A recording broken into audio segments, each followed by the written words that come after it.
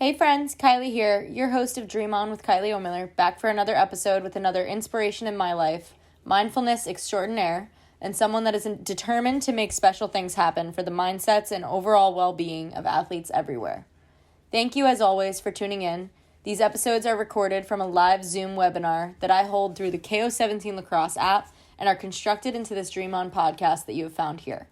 I hope you are gaining some insight from these episodes from some of the people I have met throughout my lacrosse journey that have imposed so much of their wisdom on me.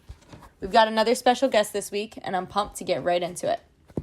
Emily Perrin is the founder and CEO of Perrin Wellness and Performance, a company that I myself have partnered with in their quest to gather a group of professional female athletes who seek to better themselves by investing in the journey that is mindfulness, meditation, and yoga practices.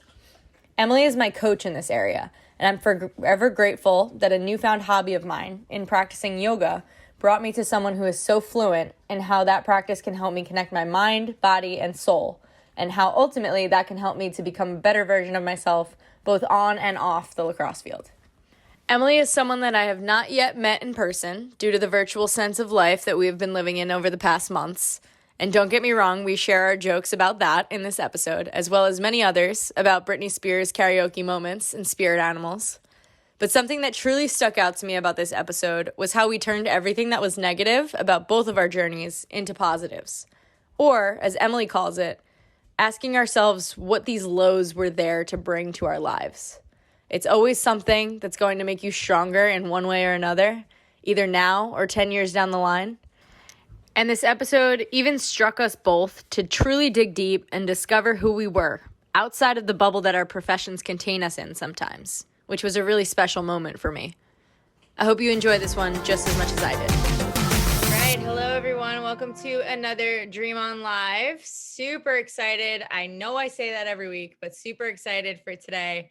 I have Emily Perrin here today, which fun fact about Emily and myself, we've never met in person, but we have connected over this past year, through the yoga and wellness space. And I've been really grateful to have met her, almost every single time on Zoom, but just like we are right now, but to have met her and to be able to continue this journey together. So I'm excited to kind of like tap into what makes her her and a little bit of her background, a little bit where she wants to go into her future. But thank you first and foremost, one, Emily, for being here, and two, everybody else for listening in either here live or on the podcast. So I'm excited to have you. Yeah. Oh my gosh. It is funny. You're not the only one. So it's funny. I've done like, who was I? Jules Henningberg, right? So I've known him for like close to a year now. And we were laughing the other day. We've never met in person either. So it's so crazy and amazing at the same time, right? As much as I think people tend to like kind of harp on, the fact that we're on technology more and, Zoom is not always ideal. Like it has really allowed a lot of people to connect that probably wouldn't have if we hadn't kind of been forced into that. So yeah, 100%. It's you're definitely not the only one. So one of these days we will meet in person. Yes, I'm looking forward to that. Zoom Friends is going to be a new term, I think, yes. But I love it. So a little bit of background on Emily for those of you listening. She played soccer at University of Virginia.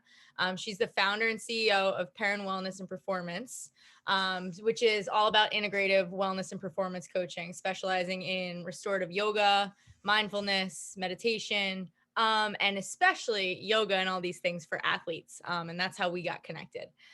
So your kind of connection to athletes was really special because I think it's a space that, again, something that 2020 brought me was yoga and was like a lot of my friends were getting into it. And it was something that I had never looked into before.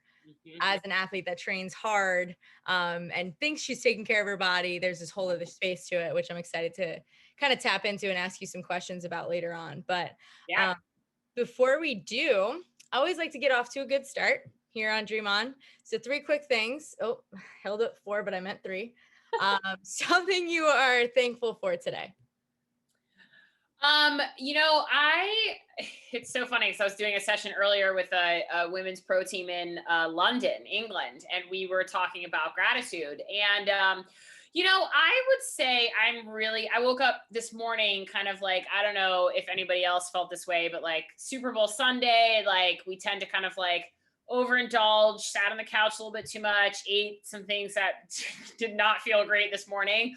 And, woke up and was like, oh, I am just like not on my usual Monday, like, let's go. And my first thought was like, oh my gosh, but I have the Dream On podcast with Kylie. I'm so excited. So I am so thankful for you. And I'm thankful for, I think, just opportunities, right?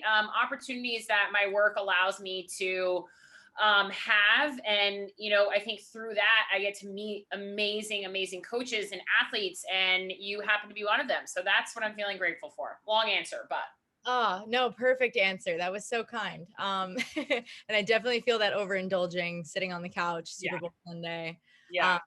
But one day we'll be out there again soon, just like Tom Brady, like, instead of sitting on the couch and watching it, right? Yes. Yeah.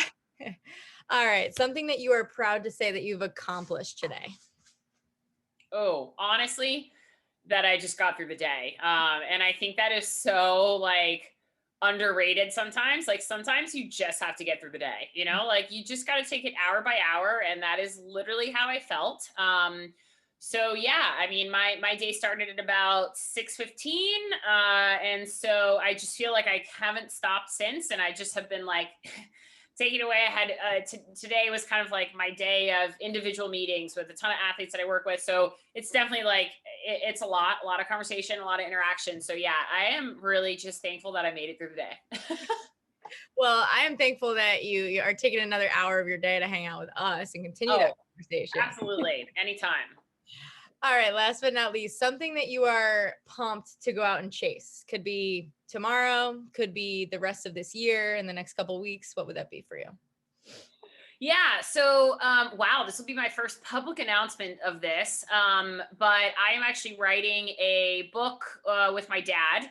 And we're starting by writing, we're actually going to be featured in a collaborative book. So I'm sure you've seen like these books where there's a ton of different authors that write chapters in them. And it's called The Successful Spirit. And so my dad and I are writing a chapter for that, which is going to be the kind of intro to the book that we're writing together. So for those of you that don't know, my dad is a pretty prominent sports psychologist. And I draw a lot of inspiration and from him. And so it's kind of a fun project that we're getting to do together. And so we've been going back and forth via email and working on Google Docs. And so our first draft is due on Saturday. So this week will be dedicated to writing and proofing. So that is definitely what's kind of on my mind right now.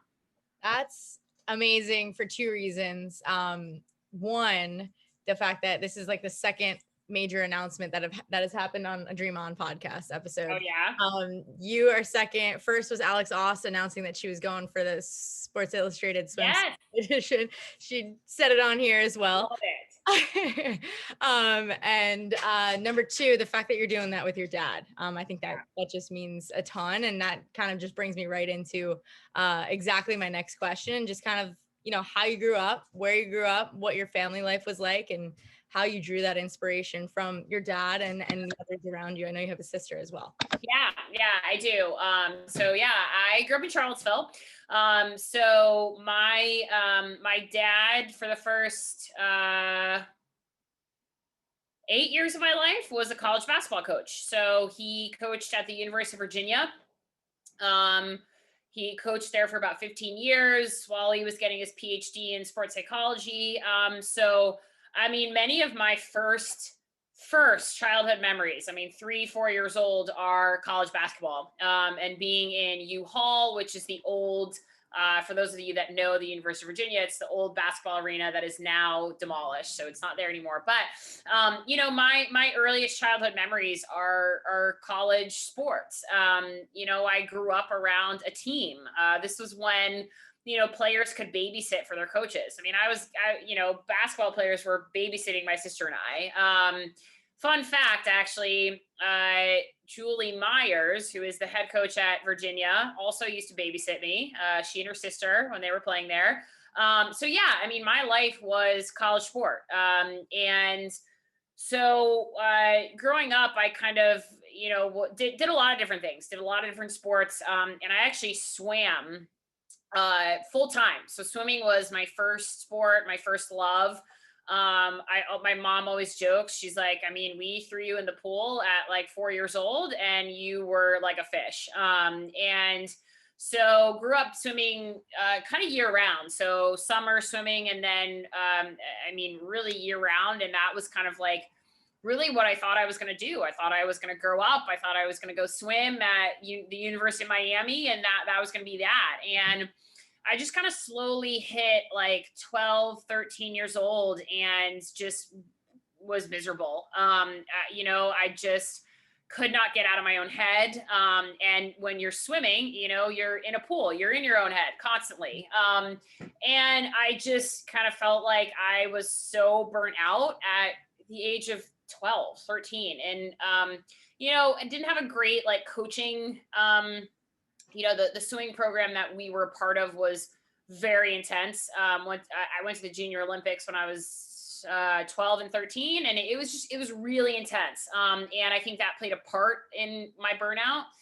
And so switched over to soccer. I mean, just kind of like made a decision that I was like, I'm going the team sport route. And literally like, I mean, you hear these stories of like kids playing their sport starting at 8 and like going all the way through. I mean, I really did not pick up soccer seriously until I was 12, 13. And yeah, I mean, just kind of fell in love with it and realized that I was good. And so started, Charlottesville's was at the time a really small soccer community. So I was having to travel a lot to Richmond, which is about an hour and a half drive to Northern Virginia. So really quickly, like my family found out that like, oh, okay, like this is something Emily's going to do. And like, okay, this is a full family event. My sister did sports, but wasn't, she also went to he's fine. Also went to the University of Virginia, but was not an athlete. We are super, super tight. I would say, my family has always been really tight. I've always had super supportive parents. My sister has been pretty much my best friend. We're about 2 years apart exactly. And yeah, always, just super supportive family. And I think I saw that question about values and like, yeah, I mean, family and, love and trust and honesty and communication, really all like a piece of, what I value. I think as I started to get older and kind of into those like college recruiting years, I'll be very honest. It was really hard to have a dad that was a former college coach and a sports psychologist. We didn't get along well. There were a lot of things that we just couldn't see eye to eye on, and I felt like the pressure at times was suffocating. I think that's definitely something that we had to work through. Granted, I think now that I look back at our relationship and how our relationship has evolved, I take so much away from him. And I truly believe that like I am in the profession that I'm in because of him. But yeah, I mean, I definitely like, I think, I mean, to this day, my family is super, super tight. My mom, there's rarely a day that goes by that, my mom and my sister and I are not chatting about something. It's kind of like the constant, like vomit stream of text messaging these days. That, of course. Yeah. So I don't know if that answered your question, but, Absolutely. Yeah. No, I appreciate you going into your values a little bit as well, because I think that, you were just mentioning a lot of similarities with myself. And that I didn't know either. One fun fact that you went to the Junior Olympics for swimming. That's amazing. I had no idea. A long time ago. That's one of those things that you gotta hang your hat on, right? Like you gotta list out and be able to say, I went to the Junior Olympics. I never got to say that. Like, too bad the thought of getting in a pool right now makes me absolutely want to vomit. But yes. What was your stroke, if you don't mind me asking? Because I was a swimmer too when I was. Yeah, so I was a freestyler. So I did the 100, the 200, and then I was an IMer. So 100 and 200 IM. Yeah. Wow. So for you, butterfly was my stroke. I was the weirdo that liked butterfly. I don't know. That's awesome. But yeah, so many similarities, even in the sense that, not only just swimming, but just family being super important, and family and love and trust and communication and compassion being a lot of your core values. And a lot of that came from your family life growing up, and the fact that you're still really close with your sister and your mom, and now you're writing a book with your dad. That's things that I aspire to be able to do one day. So it's really cool to be able to look back on that and just kind of recognize those connections and what it means to you now. Can you talk a little bit about, you talked a little bit about, swimming and then switching over to soccer. But just in general, you've played sports at a high level most of your life, right? Whether it was swimming or whether it was soccer. So you mentioned that you didn't start playing soccer till you were 12 or 13, a little bit later than, people, like you said, most people would be playing the sport that they play in Division I, but your journey to finding Virginia and playing soccer at a Division I level and knowing that, that's ultimately what you wanted to do. You wanted to play at the highest level. And what were some of, I guess, like the things that drew you into to doing that and to pursuing that, and some of the things that were a little bit more challenging? Yeah. I mean, it's funny because, God, recruiting is so different these days. Like it's miles different than what it used to be. I'm sure even for your process, but, yeah, I mean, I think that once I kind of figured out that, okay, I'm pretty good at this. Like I really enjoy it. I had to do Charlottesville again was a really, really small soccer community. I had a few coaches in my court that like really helped me out. But I really did not have the tools and the resources recruiting wise that I think a lot of kids have today, which is awesome. And I'm excited that, for the most part, like if that's the journey as a youth athlete you want to take, like there's so many resources and people that can help you through that process. Cause I think it can be so overwhelming. And to be fair, I think I really didn't do a good job through the recruiting process. It's funny because I coached for 3 years at Penn and I never once looked at an Ivy League school, not once. And part of that was like definitely my personality of like just not thinking that I was probably smart enough to go to an Ivy League school, which I don't know if I was, but I'll never know. Right. Like, I think part of it, I really do wish, like, if I had an opportunity to go back, like, I really do wish I would have opened my eyes to some more opportunities. So fun fact, I actually spent my first year at the University of Vermont. So my entire family is from Vermont. Grandparents, extended family, both mom and dad's side, grew up there. Dad played basketball there. Mom went to school there. I had a cousin that was running cross country there. And at the time, I really thought that what I wanted to do was to go to a school that was kind of mid-major, like not too big, not too small. I wanted to get away from my family and I wanted to become a physical therapist. That's really what I thought, like, oh my God, like this is what I want to do. And also, fun fact, the University of Vermont has the only undergrad program that you can kind of do your undergrad degree in physical therapy, and it shoots you straight into getting your PhD in physical therapy. So it's University of Vermont. I can't say enough amazing things about it. It's an amazing school.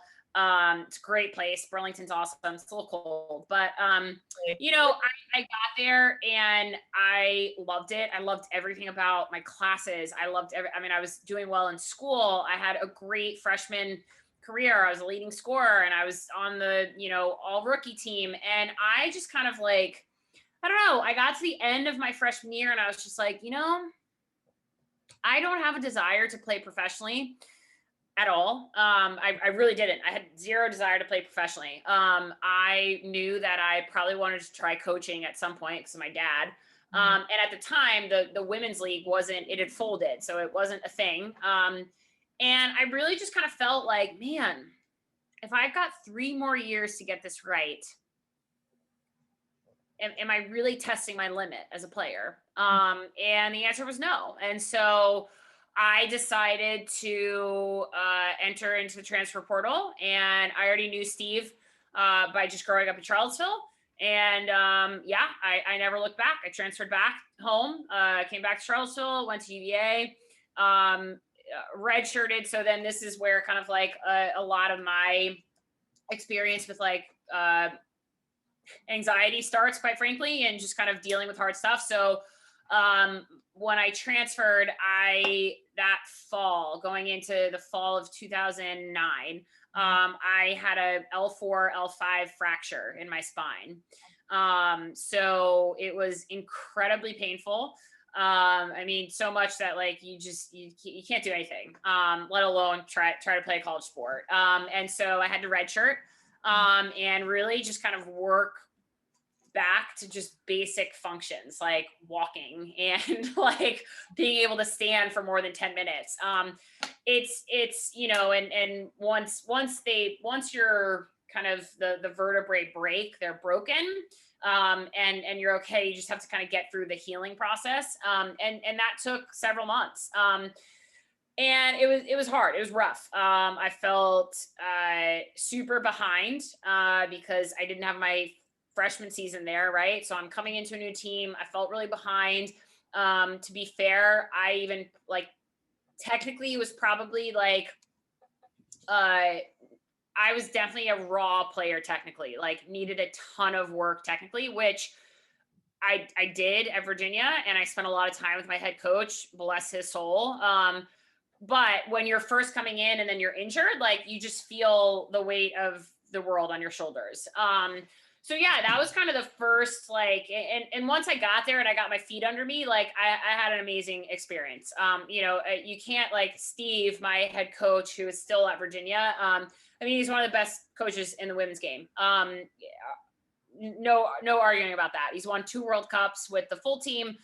He just, his brain about the game is amazing. And so, you know, really when I graduated, gosh, it was like I couldn't have set myself up better to go do what I wanted to do, which was to coach. You know, and so that gave me like just his knowledge and like playing for him and his systems and everything that he kind of like had our team do tactically was such an amazing foundation for me as I stepped into coaching, especially at the Division I level, because I was really young when I took my first coaching job. So yeah, that's kind of the gist of like me getting into the college game. So. Well, that brings me perfectly into, you know, my next kind of question as you're there. And again, another story that you're bringing up that I had no idea about. So thank you for sharing so much of your past and your story. Because I was going to ask about highs and lows. I think that, you know, obviously everybody goes through them.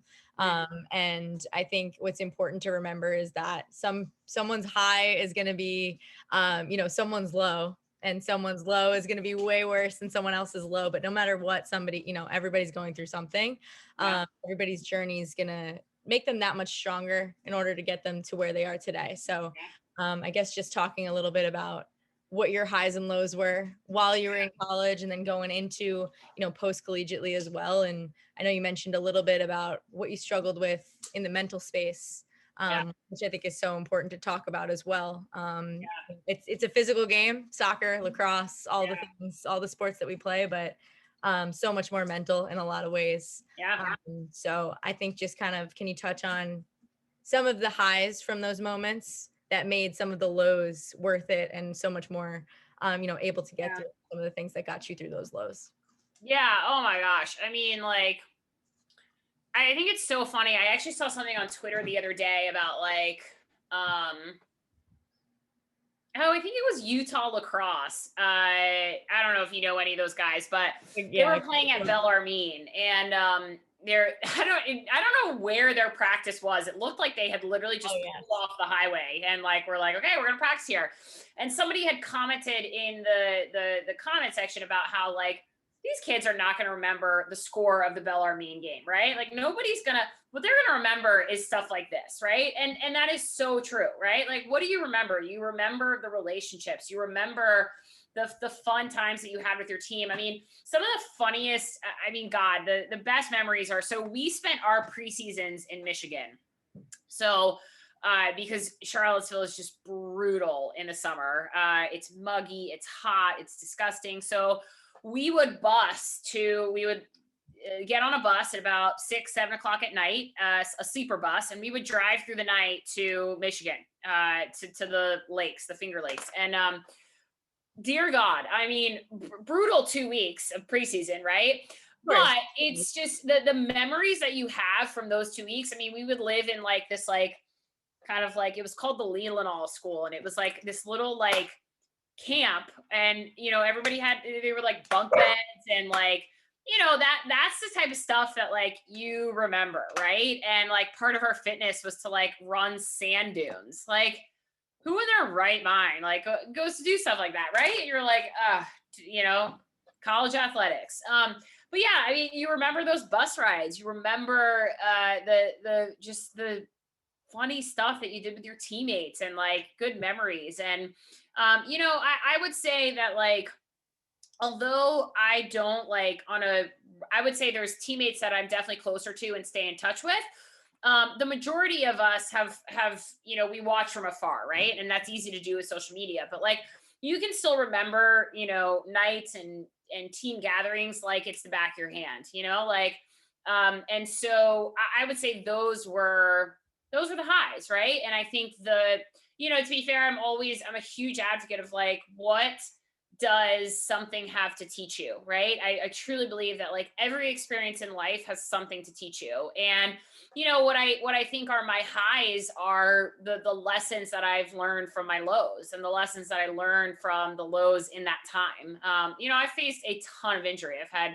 I'm 30 years old. I've had 2 knee surgeries. I've had a massive hip surgery, and I have an L4, L5 fracture in my spine. Like, just a ton of injuries that no player should ever have to go through. And I do. That's what I'm super passionate about. One, what I do, but also now just like a more total picture of how you take care of yourself and health, because I really believe I didn't do that well. And I think if I had done that, I probably wouldn't have had the number of injuries that I did have. But yeah, I mean, I think I just take so much. Again, I would not be the owner of my own company. I would not be doing what I'm doing if I didn't have each of those lows. And as much as they sucked, right? There's something to take away from those. And maybe it's taken me 10 years to find it, but you do, right? So yeah, I would say those are, those would kind of be the highs and the lows there. You've put it perfectly. I mean, even though you said it might have taken you 10 years to find it, right? But you found the positive and the negative, which is so much easier said than done. I think it's like a lot of the advice. This is something you actually said on one of our calls with the pro athlete membership with Perrin Wellness. Yeah. And you said something about, sorry, dog is making some noise. He wants to say something. But you said something just kind of about how a lot of times just like the world feeds you these positive quotes, these positive just kind of things. And it's just like, we're just like the stay positive, right? Yeah. And we're going to tackle my dog and bring him back here. I can't believe how big he's gotten. I know. But I thought that was such an important thing that you said, because like, just to say stay positive, or just to remind ourselves stay positive, what does that truly do for you in the lowest of low times? Yeah. Right? In the lowest of low times where you're trying to actually learn something from it, take something from it. I think it's so important that you just said that, right? And that you told our listeners that it's important to take something from those low moments and turn them into something positive, even if it is 10 years down the line. Yeah. Learning something in the moment. Totally. I mean, and I'm a huge believer of like, again, I think, and my philosophy on this, and I'm very honest about this. And I talk to whether they're at Duke, whether they're at, you guys as pros, like, I think there's a lot of feedback in the world, whether it's sports psychology or mental performance coaches, about like, well, just be positive, right? Well, just think positively, right? Just think differently. And it's like, okay, How? right? Like, how, right? Like, I'm a 18-year-old college kid and you're telling me to just think positively. Like, one, it completely, I posted a tweet about this the other day. One, that completely negates the power of your brain. Okay. Your brain is brilliant. Okay. And chances are, if you've been struggling with negativity, that's the pattern your brain is really comfortable with. Okay. I think I'm more of a fan of, like, again, I love the question, what does this have to teach me? Because even if that answer isn't inherently positive at the time, it still allows you to shift perspective, right? And so a lot of the time, I was just having a conversation with an athlete before we hopped on here about, like, you know, sometimes things in life are really tough. Mm-hmm. That's part of being human, right? That's part of being human. That is part of being an elite athlete. Okay. There are really tough things that we have to go through. Okay. And now add the fact that, okay, you're an elite athlete, whether you're playing at the collegiate level or pro. Let's think about everything that you're asked to do as an athlete. You're asked to compete. You're asked to win. You're asked to grind. You're asked to work really hard, even when you may physically and mentally not feel like it. Okay. And there's a lot of, you can get, I mean, especially with social media these days, oh my God. I mean, everybody's got an opinion about everything, right? And chances are you see it. And so again, I really, like, I love to use this phrase of, like, what does this have something to teach me, right? And you may not come up with the answer right away, right? Oftentimes I don't. I mean, God, there's things that, like, whew, I'm still asking myself, dang, did that have something to teach me? I don't know. Like, I haven't found the answer yet. But what I do think it allows us to do, and this is, again, I'm a mindfulness coach, right? I'm always asking you to how can we be more mindful about this, right? What that question asks you to do is just get curious, right? We've talked about this, Kylie, right? It's about getting curious and getting less critical. Can you get more curious? Can you get less critical? And if you're saying, well, does this have something to teach me? That's a question, right? You're asking yourself a question, and you're in that statement, you're saying, can I get a little curious about what's going on here, even if it's really crappy, right? Yeah. So yeah, I mean, I am such a big fan of that. I'm definitely not, and people get mad at me all the time that I'm not on the, like, think positive juju train, but it is who I am. So I think it sounds pretty positive to me. Without in its twisted way. Yes, it is. And that's the best part about it, the twistedness of it. I love the twistedness behind it. You're gonna get twisted with me, so I love it. You should make that a slogan for PWP. Yeah. Oh my God. Yeah. Maybe we're gonna get twisted here. I love it. Oh, I'm sorry. That's my brain always working in, like, what can you put on a t-shirt? Oh, absolutely. Oh my God, I'm not wearing your t-shirt.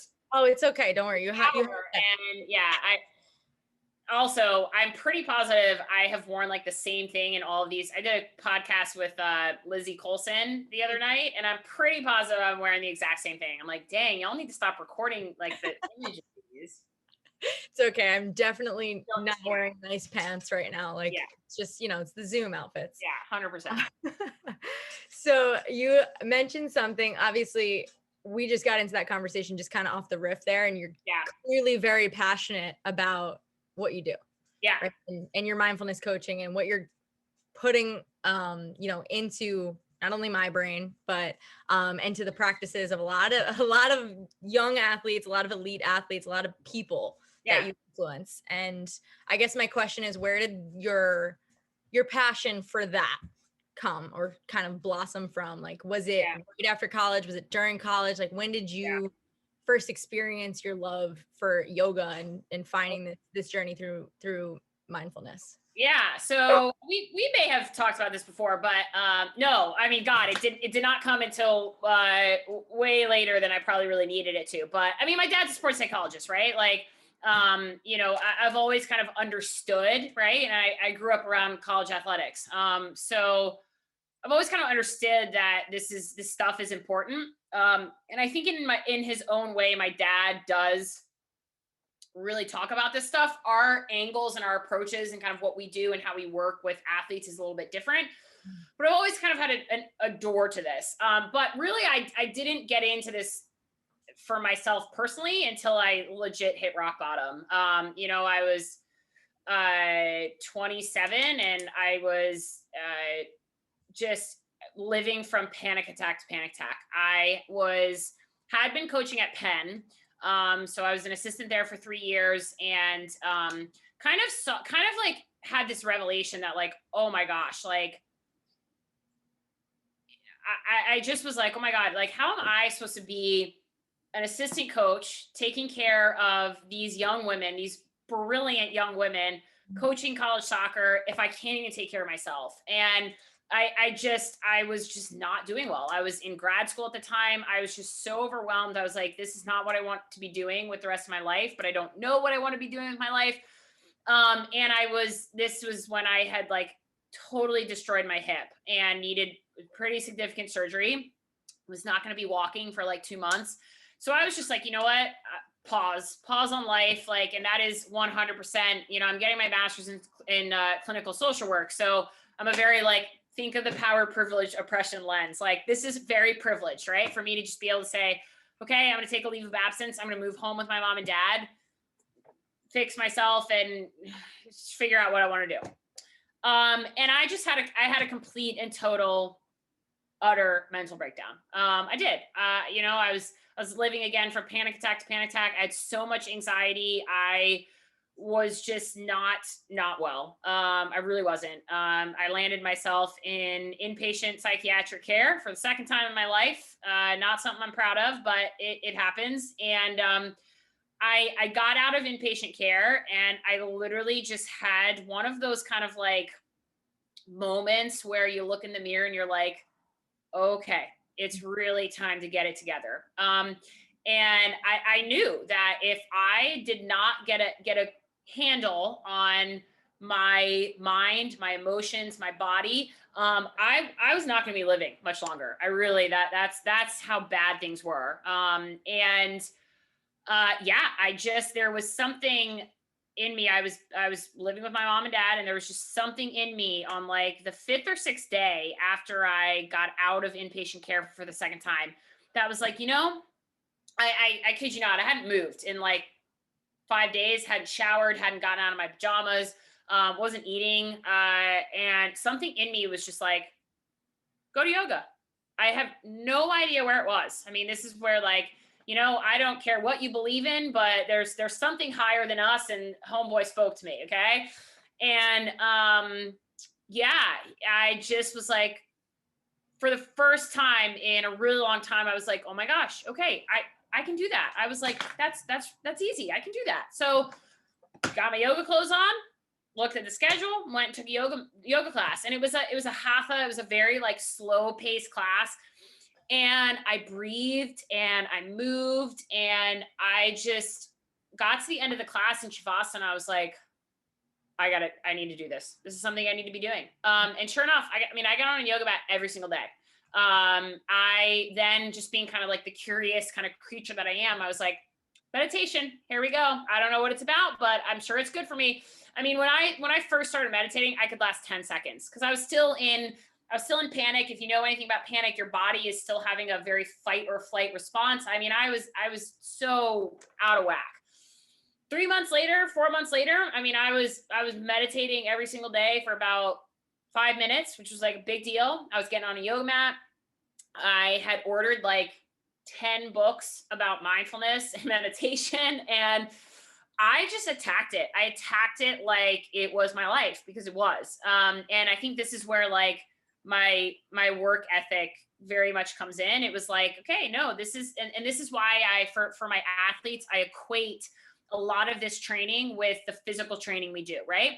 For many athletes, and especially like, you know, you guys, my athletes at Duke, no one needs to tell them to grab their lacrosse stick and go out and train. No one needs that, right? Like no one needs to tell them to go do their lifts. No one needs to tell them to go do stick work. Like no one, like that's not what athletes need, right? Equate that with the training for your brain. It has to be the same, right? And this is why I'm so passionate about, okay, it's not about either or. I'm not saying do less of the physical. I'm just saying you've got to do the equivalent with your brain, right? We've got to get to the point where we are normalizing taking care of our mind and our emotions and training that, because the crazy thing is we know we can, right? We can train our ability to navigate emotion and thought processes better, right? We can train our brain to do that. And so that's what I was doing without even understanding that that's what I was doing. And so, you know, Kylie, I just, one of those days I was like, holy shit, I don't know if I can cuss on this show, but holy shit, I was like, this is it. This is what I'm going to bring to the world. I was like, this is that pivotal moment where you answer your own question. Does this have something to teach me? Yes. This has everything to teach me, because this is what I'm going to teach the future athletes. And so, yeah, I was like, okay, here we go. What do I have to do? And so, yeah, I got my 200-hour in yoga. I applied to study with a Buddhist monk. So he does some work with the Golden State Warriors. So I really learned in that year how to program mindfulness and meditation specifically for the 21st century athlete, and what that looks like, and how, you know, there's so many misconceptions about these practices and what they are and what they do. And, you know, what he really helped me in my training with him was, okay, well, how do we package it, right? How do we make it so that it's accessible for our athletes? And I think that's what I do. I think I do a really good job of that. And I was super passionate about the yoga and the breath work. Breath work is so powerful. And so, yeah, I really just was like, okay, I'm going to go file for my LLC, formed a business, and was like, okay, here we go. Yeah, just kind of like got my foot in the door with Duke baseball, and that blossomed to a lot of different things. And so here I am. But yeah, it really didn't come from anything related to sport. It really came from my desire to just like honestly get my life together. And I had this epiphany that, man, if I had this as a college athlete at UVA, I would have had a massively different experience. If I knew this stuff and was able to give it to my athletes at Penn, they would have had a massively different experience. And so, yeah, it really came out of this desire to be like, oh my God, I just want to spread this. I want to spread this to the world. I want to spread this to coaches. I want to spread this to athletes. So yeah, really long-winded answer, but. It was a much needed answer. I think it really was. And I think that because it shows exactly who you are and where you came from and why it is that, it's literally why you birthed the Perrin Wellness Performance baby, right? Yeah. Like why it's there and why it's out in the world, and why someone like myself is so interested in your work and wants to be coached by you in this, because it's funny that you mentioned like breath work and mindfulness and yoga. I didn't get into until, I think it was January 2020, like a year ago. And it was only because one of my best friends, she had gotten into it as her full blown, like she's going to the studio 6 days a week, and she's like takes all the classes, and she's like, you have to come try it. So I go to a hot Bikram yoga class, my first ever yoga class. She didn't warn me, but she was just kind of like, be ready to be hot, you're flexible, right? Like, how to stretch. I'm like, yeah, but they're throwing all these terms at me. And like, just like you, that kind of like, okay, what is this? Yeah. Tapped into my brain. Okay. I hated the fact that I was standing on this mat in this hot room, sweating more than I had in any of my training sessions, like the last couple months. And they were saying words that I didn't know what they meant. So I had to look around at everybody else, and I couldn't do the poses either. And I'm like in here thinking that I'm this elite athlete that can do absolutely anything that any coach throws at me.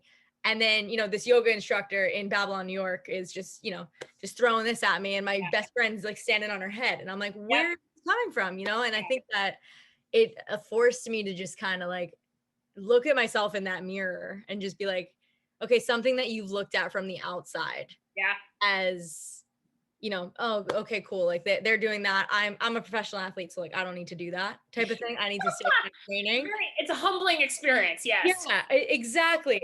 Like my humility was in check that day. And it was like right after, I think it was like a 6 a.m. class too. And like 7:15, I was like, okay, this is what I'm doing. And like, COVID hit right after that, a couple months later. And it was just something that I ended up just practicing in my room over and over again, like looking up videos. And then, you popped into my life. So now it's just, it's something that I just have that like hunger and that desire to be better at, because I can feel a difference in my day, you know, Yeah. if I, like go through a vinyasa flow, or if I go to one of those hot Bikram classes and I'm hitting a pose that I've never hit before, like Yeah. it has it technically, is that going to help me shoot harder on the lacrosse field?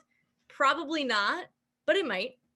It might, you know, you never know. And just that confidence aspect, and just that being able to like connect my body and my mind and my breath, all of it. And that's what I was just going to ask you about is, you know, just kind of that connection between everything, because it started off as yoga for me, and, you know, all these instructors. And then when I started to talk to you as well, it was, no, it's way more than just the poses. It's way more than just feeling, you know, loose and flexible afterwards. Like, can you talk a little bit about how, I guess just connecting the body, the breath, the mind, and just what that importance is for especially athletes when you're teaching? Yeah. So one, I'll tell you that, I mean, probably if I haven't been to a Bikram class in a very long time, but probably if I went to a Bikram class, I would be like looking around like, what is going on? Bikram is it's not an easy practice. And not an easy practice for your first yoga experience. So kudos to you that, because most people would have left that class and never come back. So yeah, Bikram is, definitely its own thing. So I think that, man, there's so much I could say, but it really is, again, you kind of hit the nail on the head with like, hey, is this going to directly translate to, strength on my shot? No, but what we're getting at with the heart of yoga is that tapping in and connecting the attention, the focus, your thought process with how your body is feeling. And the reason that this is so profound is because we spend about 40 to 50% of our day distracted and mind wandering, meaning the mind is elsewhere. The mind is not connected to the body. And so that becomes, there are good aspects to that, right? But that becomes really detrimental for quality of life. It just does. And it becomes really detrimental to an athlete, I think, without even knowing that it's detrimental. And here's what I mean by that. I think most college athletes, if you ask them, like I'm sure if I were to go ask, let's take an athlete that I don't work with because they would know better than to answer this question. But let's take an athlete that I don't work with at Duke, okay? And I say, hey, do you feel like you understand what the mind-body connection is? And do you feel like you're pretty like in tune with your mind and your body? They would say 100%. Yeah.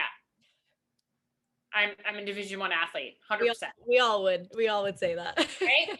Yet, okay, when I do simple exercises, okay, that require athletes to feel the body. So let's take a simple body scan, right? Just feeling the raw sensation of the face.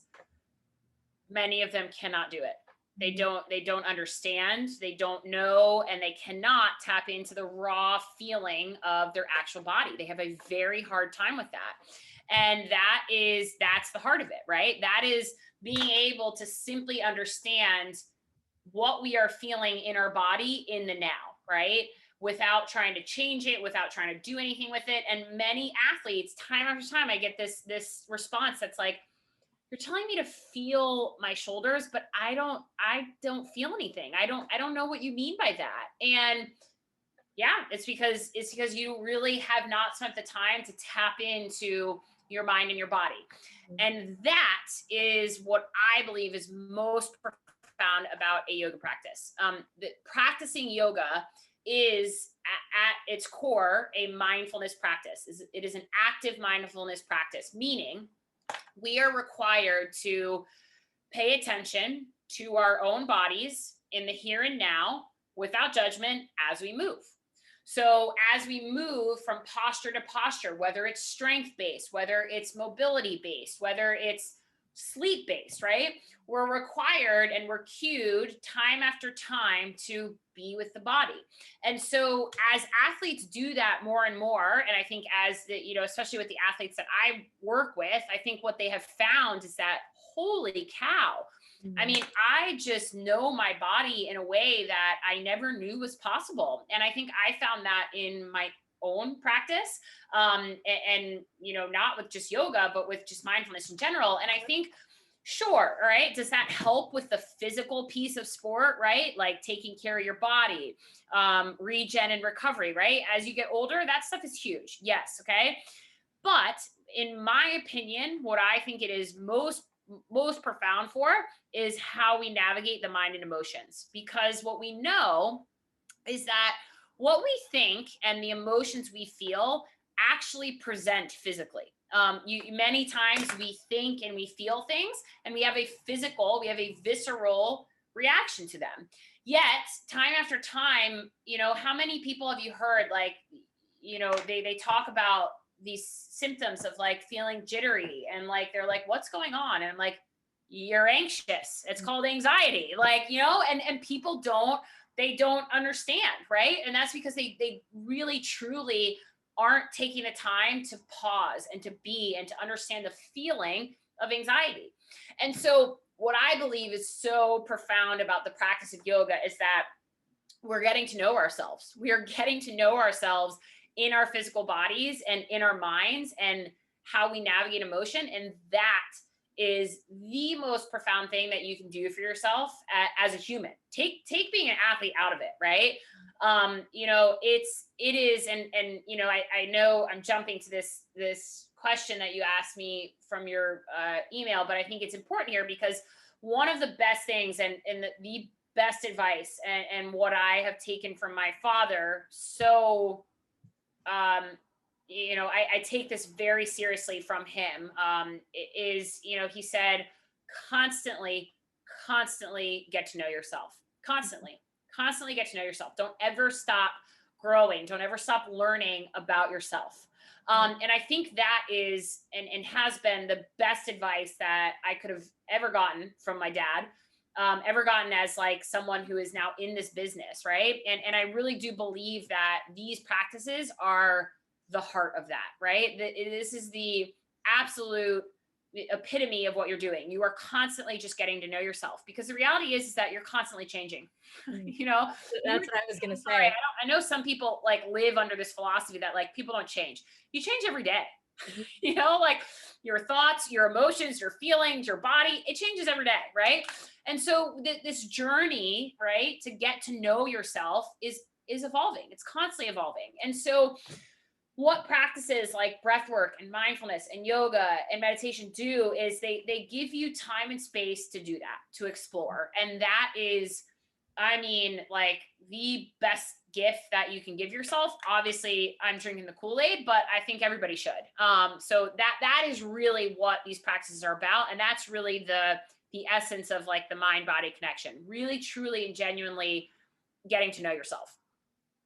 I love that you mentioned that. I think it's one of those things that's just so funny that somebody will say something to you on a certain day that you were experiencing something yourself. Like, for instance, for me, I just spent the last 3 hours updating something very, very trivial, updating my Instagram highlights, like the story highlights on my.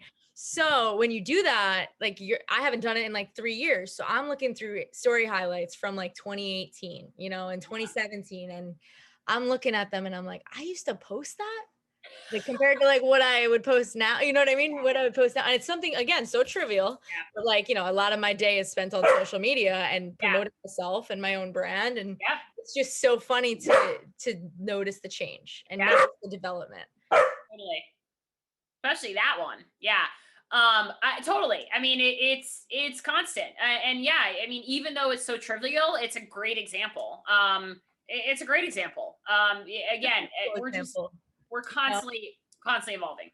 Constantly evolving, and just so interesting that you said it on this exact day, right?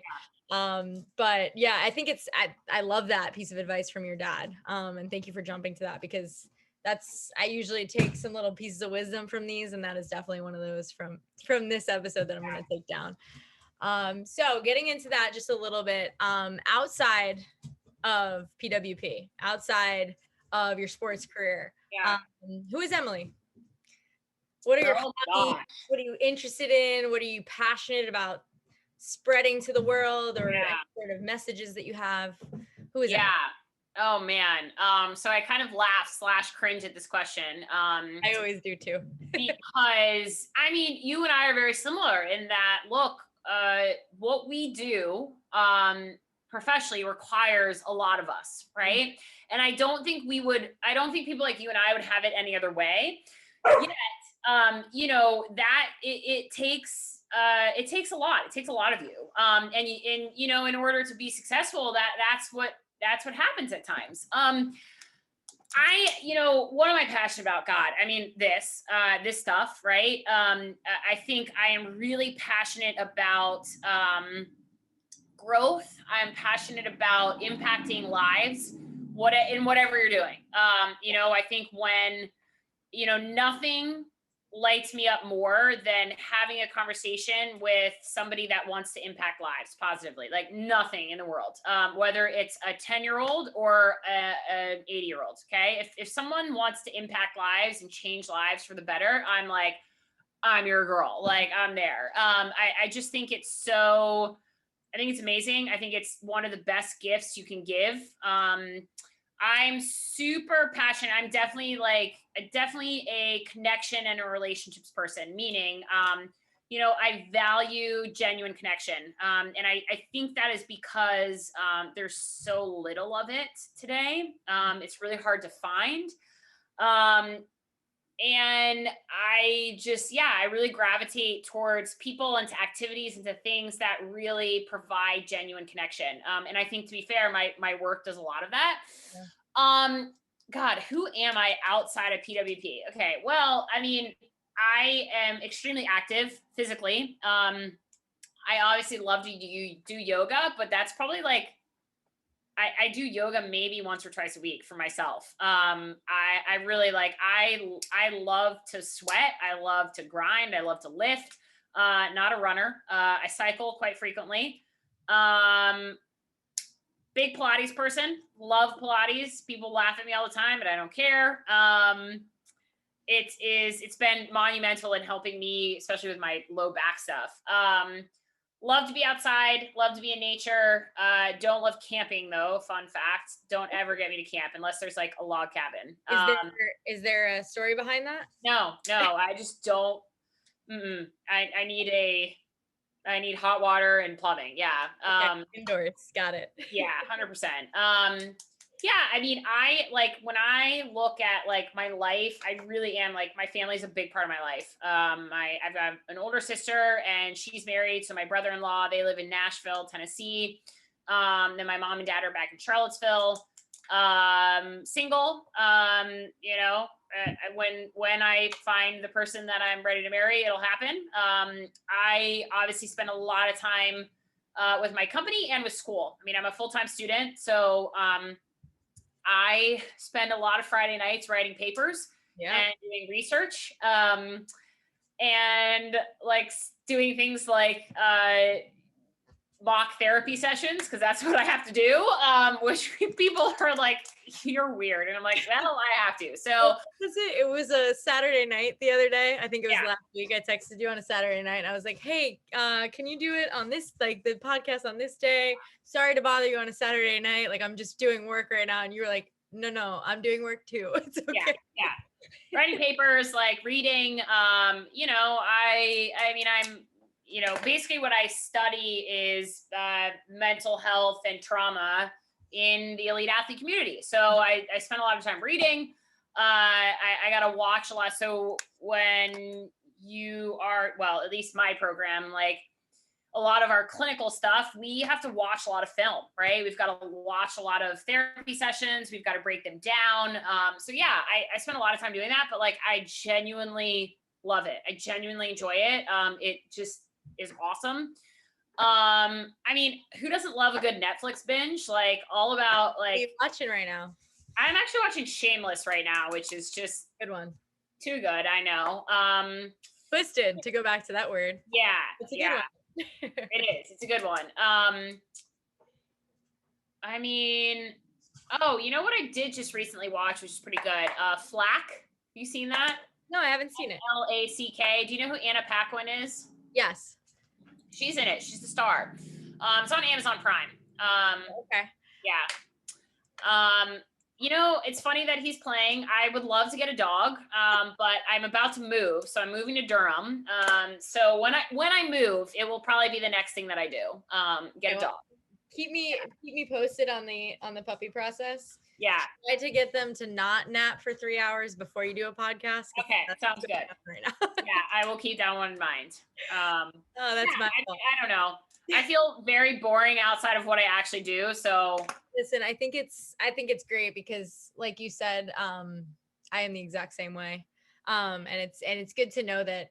I think that's what makes it important. Like, you're passionate about what you do, so passionate that it's your personal life too. Yeah, 100%. And that's what makes work fun, right? And that's what people want to do with their lives. They always tell you, try to find something that you're passionate about to be your job. So amen to that. So yeah. So here we are. Yeah. All right. So before we wrap up, we just have a quick finishes, really quick, nice little fun little segment here to wrap up. But I am excited to just kind of listen to this one back. Thank you so much for your wisdoms. You ready for some? Oh my gosh. Thank you so much for having me. It was great. I'm a little nervous about these quick questions. Oh, they're just to get to know you a little bit better. Okay, great. Okay, ready? Favorite movie? Penelope. If you've never seen it, it is a must. Ooh, something new that you've picked up during quarantine. Probably making myself a really nice meal once a week. I do that once a week now. That's a good little like habit tracker. Yeah. Cool. I like that. Go-to karaoke song. Gotta be something Britney Spears. Oops, I did it again, maybe. Well, now we have to get together in person. Yeah. Oh, 100%. Yeah. If you could go to one concert right now, who would you see? You know, that's a great question. I've been dying to see Mumford and Sons in concert. Ooh, that's a good one. That is a great. Dying. Yeah, that's a great one. I need concerts to be back. You and me both. Yeah. Favorite place that you've traveled to? Ooh, probably San Sebastian, which is a coastal town in Spain. It's absolutely beautiful. Wow. Yeah. Spain's on my list. Yeah. San Sebastian? San Sebastian, yeah. It's amazing. Tacos or pizza? Ooh, tacos, 100%. Yeah. Yes, good answer. Yeah. One thing on your bucket list. Oh, 100% go to Thailand, play with elephants. 100%. All right, I'm there for that one too. Yeah, elephants. Okay, last two. Ocean or mountains? Both? Oh, we're right in between. I like it. Answer both? Yeah, of course. This is your show. You're the star. Yeah, both. Yeah, 100%. All right, this is the hard one. Spirit animal. Oh, elephant, 100%. Oh, there you go. Yeah. Easy. Yeah. Easy. Looks rough and tough, really a softie on the inside. Yeah, 100. Yeah, elephant. I like that. And really playful when it actually comes down to it. Oh, I love that. That's a good one. So we're gonna have to get you to Thailand to meet. Yeah, it's a must. As soon as COVID breaks, I'm going for it. Cool. I'll book the tickets too. Yeah, let's go. You can bring him too. Thank you so much for hanging out, especially after your long day of Zoom calls and just sharing a bunch of pleasure. I am so excited to get to work with you even more in the future because you've brought something to my lacrosse journey and to my life as a person that I'm just really, really excited to explore some more. So I appreciate you and I appreciate your passion and thank you for sharing it. Thank you. Well, the feeling is mutual and I'm super excited. I feel like our journey, your journey is just beginning. So I'm super excited to be on it with you. Oh, thank you, Emily. I hope you have a great week. All right, you too. For listening. Bye.